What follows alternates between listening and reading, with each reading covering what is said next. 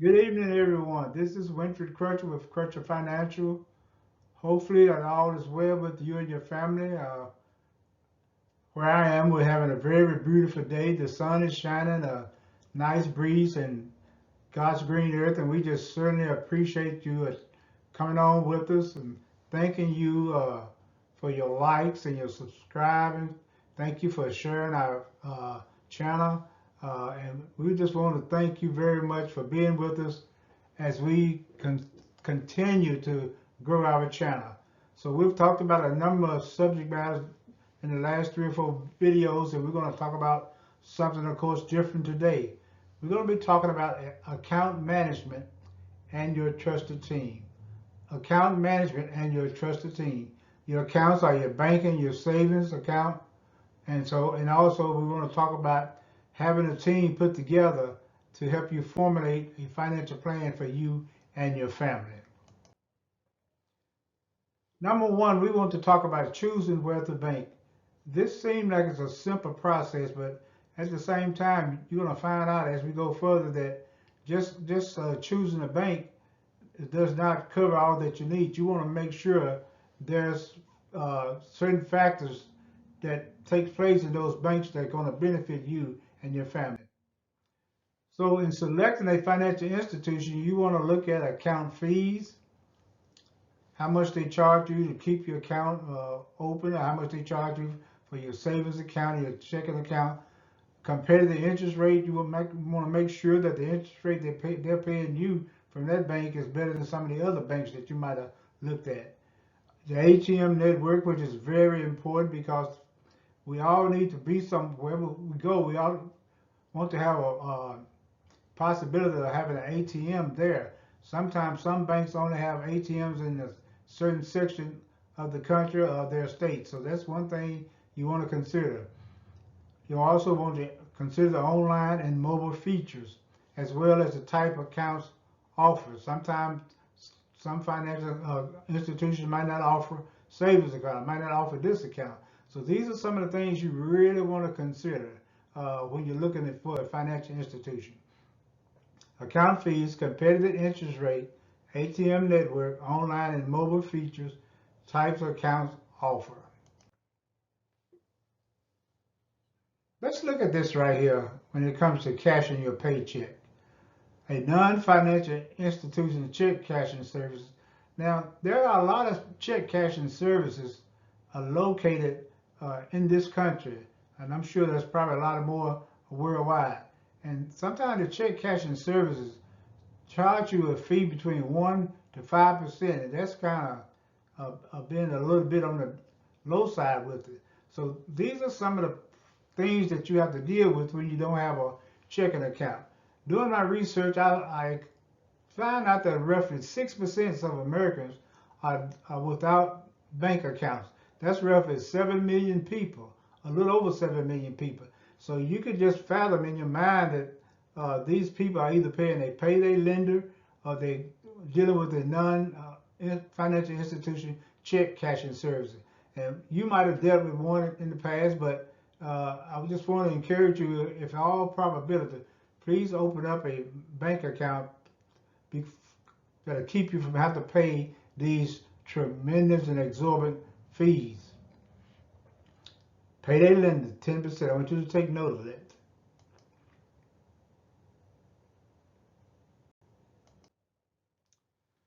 Let's look at the benefits of checking and savings account. There's safety for your money is protected.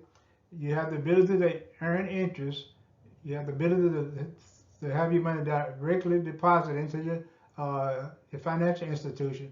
It helps you to organize your finances because you have a better idea of where your money going when you get your bank statements or other things that a bank will give to you. Also, it helps you to establish future relationships. The information you need to open up an account.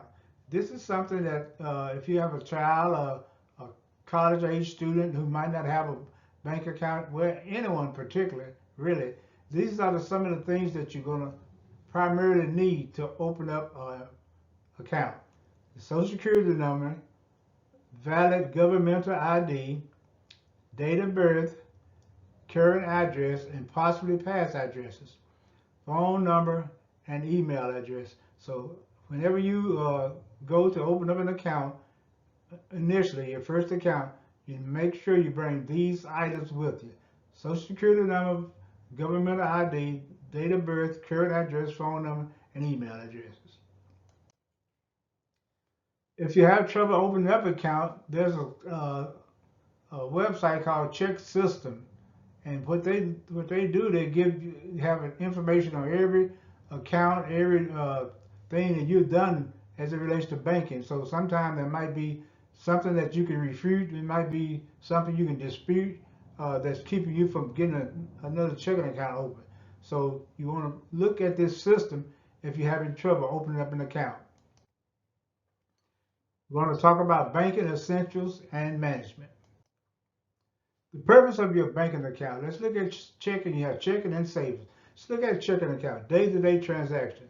Most time, writing checks and using debit card is a day-to-day transaction. So your checking account handle this. Also, you're able to deposit your paycheck in your checking account. A lot of individuals have bill pay set up in their checking account. If you don't, this is something to really look at. And also, you're able to transfer to other accounts, say investments account or your savings account. Now let's look at savings account. It pays you interest, which is very important. And it's there for you to put an emergency fund together, short-term savings and long-term savings. I've said before, emergency funds should be 3 to 6 months, but if you can't go that long, at least have a couple of months. So it's very important to start establishing an emergency fund. Believe me, emergencies will rear their ugly heads. Checking account, where most transactions take place, handle most of your financials, ins and outs, where your paycheck is cash, on which you pay your bills, for which you transfer money to savings and investment accounts. Savings account is where you deposit your emergency fund. Again, short-term savings, long-term savings fund, withdraw money from savings only for the purpose for which that fund was intended. This is very important. Sometimes we have a rainy day fund that a lot of people call, and we are out shopping, out eating, and then we have this desire that we want to make this purchase, but in our checking account the funds are pretty low. We want to tap into our savings account, our emergency fund, and this is something that you really don't want to do. You want to use that only for emergencies. And also, savings account typically pay interest daily based on your balance. Excuse me. Throat kind of dry today. Please bear with me. This is just to show you about automating your personal finance. Paycheck goes direct deposit into your checking account, and out of your checking account you pay your bills and you fund your emergency funds. You have here 6 steps in account automation. Open accounts, comparison shop for financial institutions. Excuse me. Open checking and savings accounts. Set up direct deposit, complete form from your employer of the financial institution. Saves time and money. So it's very important to have a direct deposit because it saves a lot of time, a lot of money. You don't have to go to the bank so often. So you want to open up your account. You want to do some comparison shopping. You want to find out the minimum amount for opening up a checking and a savings account. Then after that, you want to set up a direct deposit through your employer. And this is very simply done. There are some forms that you complete, and also this will save you time and money. Again, there's 6 steps in account automation. Bill pay. The financial institution pays the business. Online bill pay center. That's very important. Business, your account. Then savings are automatic transfers. 6 months emergency fund. Short-term savings and long-term savings. These are a part of a savings account. We're kind of showing you the benefits of having a checking and a savings account. And you might want to come back and look at these videos and kind of go a little bit in depth yourself. Please feel free to do that. Okay, again, we're still with the 6 steps in account automation. Let's look at investments. You always want to try to educate yourself as first you can as it relates to investments. You have automatic transfers to investment account. We already said that you can transfer out of your checking account into your investments account if you want to buy stock or something like that.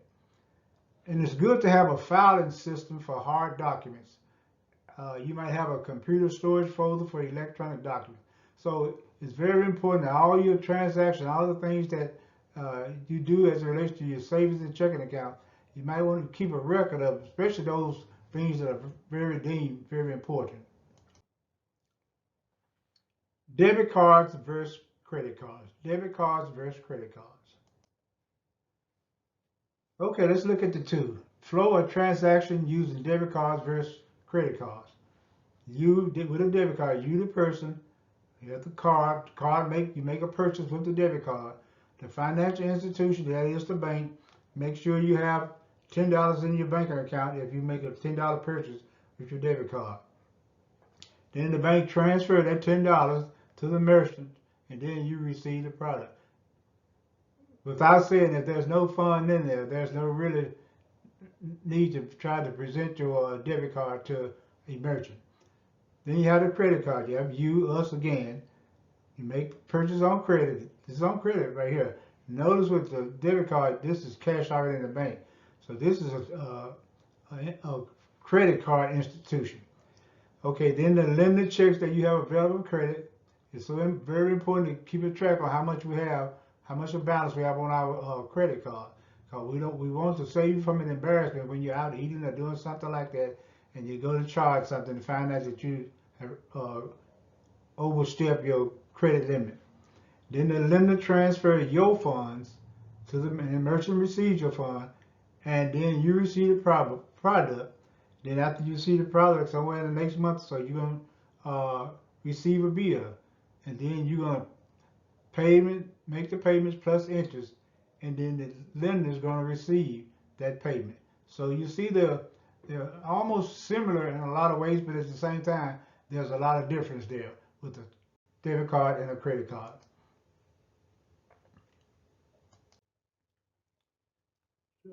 Let's look at how a debit card is situated. It works like a check. Money withdrawn from your account at the time of purchase,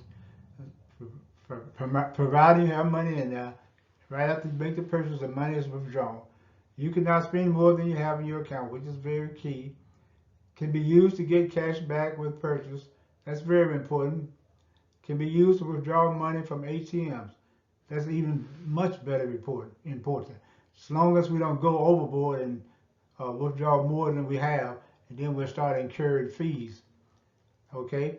But one downside about a debit card, if you lose it, someone might get it and use it, so there's an unlimited liability if it's stolen. So if you ever lose it or it's stolen, quickly call your financial institution so they can shut it down. Credit card. Credit cards are basically the same as a loan, and it is. You pay back the lender plus interest for each purchase. Avoid interest by paying balance in full each month. That's very important. If you could do that, if you could pay your balance in full every month, it'll save you a tremendous amount of money. If you could do that. So that's one of the goals you should have, that I want to make sure I make my credit card payment in full every month. That way I won't incur a whole lot of interest. It also can be used for cash advances, but for a large fee. I highly do not recommend that you use your credit cards to cash advancement, because some of the fees that they charge are really out of this world.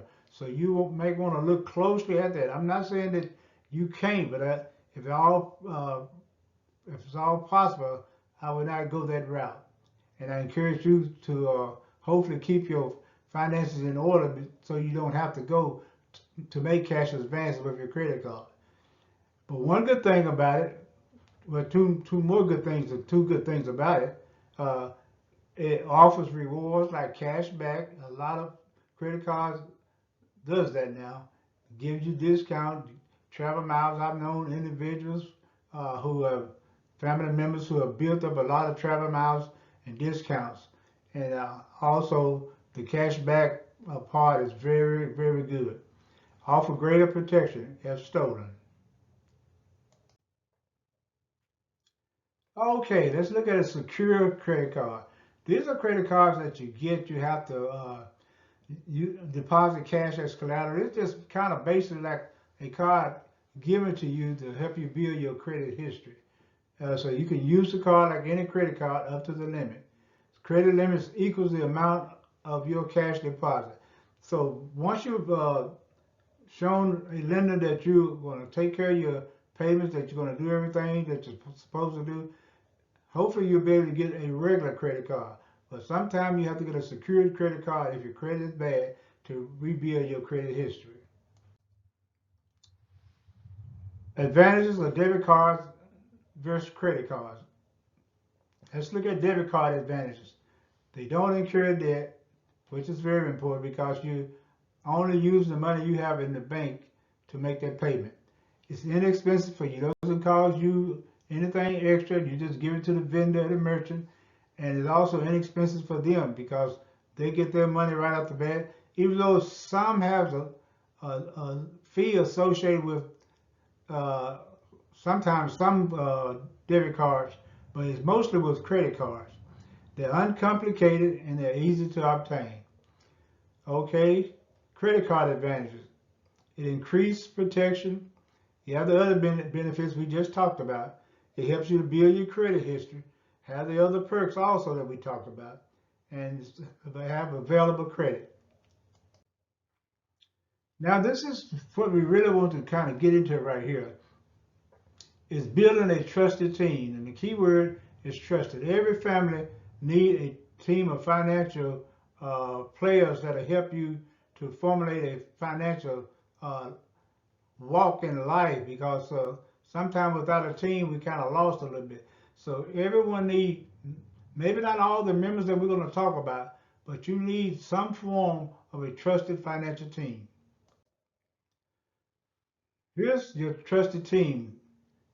Get your contact at the financial institution, financial mentor, tax planner, insurance agent, financial advisor, realtor and mortgage broker, attorney, and cottage planner. So these are very important team members for you to have a part of your financial team.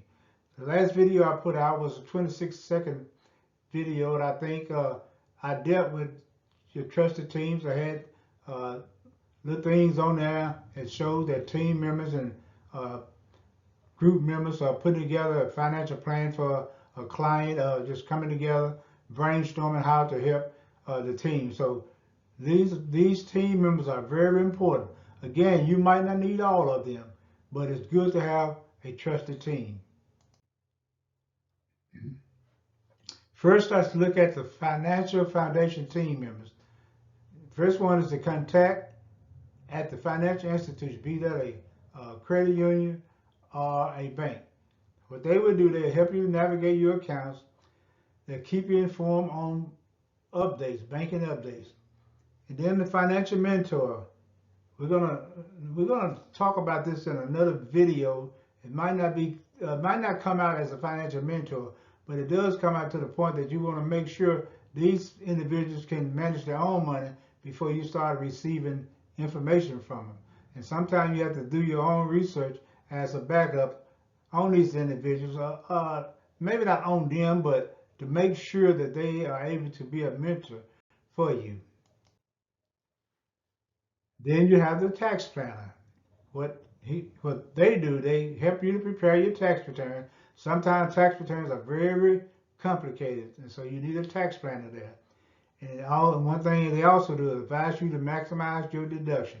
So you start seeing now the importance of having these team members. Then you have the insurance agents.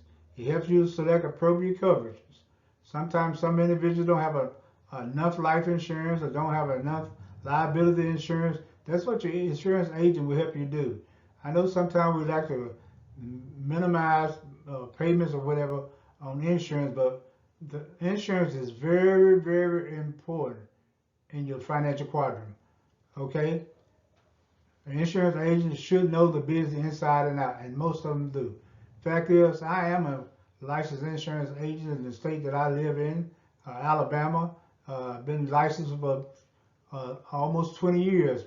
And so we have testing that we have to take place every couple of years to make sure that we are up to par on financial matters as it relates to insurance. So insurance agent is very good to have. Then you have your specialized and advanced team members. That's your college planner. What they do, they help calculate return of investment in education. And that's very important because if you're going to spend thousands of dollars getting an education, you want to make sure that degree give you a return on your investment. It guides students through all phases of applications. Sometimes applications are very complicated for family members, so a college planner will help you do that. Then it helps you to negotiate funding, scholarships, and grants and things of that nature. Then you need an attorney. Especially for those of us who deal with large business, have a lot of money, I have a lot of land, I have a lot of assets. So you want to make sure that you have an attorney to help you to review contracts and legal documents. Prepaid legal companies also are important. They are inexpensive options. But all these team members are very important for financial stability. Then we also have specialized and advanced team members. We have the realtor and mortgage broker.